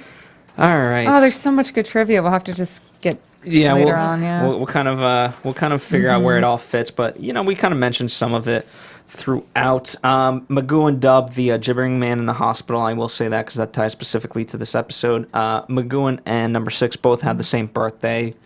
So that was in tonight. Then the episode. Is that birthday March 19th? Is that play into any history that's not connecting in my head? Not to my knowledge. Specific happened on that day? Okay. Wait, when you say McGoohan dubbed he did voiceover for Yeah, the so show. when he's like, yeah, blah, blah, that guy, that was blah. McGoohan. Right. So I found that to be cool. Oh, an interesting note that credit cards were introduced in Britain in 1966. Yes. And they start talking about credit. Yeah. That's fascinating. So lots of stuff. All right, so as we continue on, we'll bring in more trivia. We'll try to condense a little bit, for the purposes of various things. But the problem is we have to hit so much, so it's tough. Yeah. We'll bring in comments. So definitely, participate along because, I do want to read them and open this up as much as we can. Go ahead. No, go on. One trivia thing that I want to know that I don't believe we knew the answer to, so I don't know if any of you fans out there know the answer, but I want to know if the number plate, as they call it On there, the Lotus 7, on so the if we Lotus could bring 7, up the picture. KAR120C, if there's any meaning behind that. I would think that there would be, but I don't know. I don't know. No, maybe someone out there does. I have a really important question in terms of Yes. viewing order. Are we going to go with air date or are we going to go with the recommended viewing order of the episodes because there is dispute on There's the so way they much should dispute. be watched? Here's the good news. If you choose not to watch us live, then the good news is you can pick your order. The bad news is next week, I forget why I chose Chimes of Big Ben and where I got that from, but that's, unless something drastic happens and you guys threaten to kill me, that's the next episode that we will be doing. I'm just going to trust you guys on this, and I'm just going to go with what you tell me. Do you know the recommended order? I don't off the top of my head, no, and I should have, because there's, I want to say Chimes of Big Ben comes in a little bit later. It does. Yeah. I'm looking at the original. Again, I have this book, right? Yeah. It's The Prisoner, Volume 1, and there's Volume 2, which I also have, of the original scripts. And on here is Arrival, Chimes of Big Ben, Wow. A, B, and C, then Free For All, Schizoid Man, then The General, then Many Happy Returns, and then Dance of the Dead is in Volume 1. So that's the order that I was going in just because that's how the book is. Yeah, I think that's actual. I believe that's air date order. Because I want to say Chimes of Big Ben is like third or fourth in the fans' view, and then I think as long as Once Upon a Time is second to last. I believe Chimes of Big Ben is second in however they have it online because that's how I went to watch it last night. Cool. And when that was what it said to play next. There you All right, go. perfect. So we're gonna go with that. But regardless, we'll do every single one of these episodes. So much to get through, so much to talk about. And we, based off of your feedback, and kind of our own internal feedback, we'll try to adjust in the best way that we can and strive for perfection. Every single week. So don't forget to subscribe. You can listen to us on iTunes by searching The Prisoner AfterBuzz TV. You can listen to us on SoundCloud.com/AfterBuzzTV, or you can watch us on YouTube.com/AfterBuzzTV. And as an added bonus, if you guys want to participate live with us, you just watch us there. So And hashtag tweet us. That's right. Speaking of interacting with us, Steph C has a Twitter. What is your Twitter? You guys can find me on Twitter at IAMSTEFZ. I'd love to hear your guys' thoughts. Do you promise not to abuse that privilege of the fans and you won't put out hey, today I ate something? No, I don't. You don't need to know what I'm eating. Unless you ask me, I will tell you, I will respond, but I tweet about The Prisoner, Agent Sports. Carter, sports. I do like sports. Sorry. And just other fun stuff. I like to have a quote of the day, too. I'm getting back into it. I dropped it for a while. Nice. Very good. And Meredith? Well, if you like cat pictures, you can follow me at MPLACK on Twitter and Instagram. I have a lot of cats. Very cool. And again, we want to thank 6 of 1 Society for supporting us. April 17th of 2015 is the meetup. If you're listening to this in future years, just go on their website, their Facebook page, and every year they do a meetup with another special guest. So lots to do. And just tell a friend, spread the word, please. This is the first episode, and we want to make this as big an event as we can. Yes. So, be seeing you. From executive producers Maria Menounos, Kevin Undergaro, Phil Svitek, and the entire AfterBuzz TV staff, we would like to thank you for listening to the AfterBuzz TV network. To watch or listen to other after shows and post comments or questions, be sure to visit AfterBuzzTV.com. I'm Sir Richard Wentworth, and this has been a presentation of AfterBuzz TV. Buzz you later. The views expressed herein are those of the hosts only and do not necessarily reflect the views of AfterBuzz TV or its owners or principals.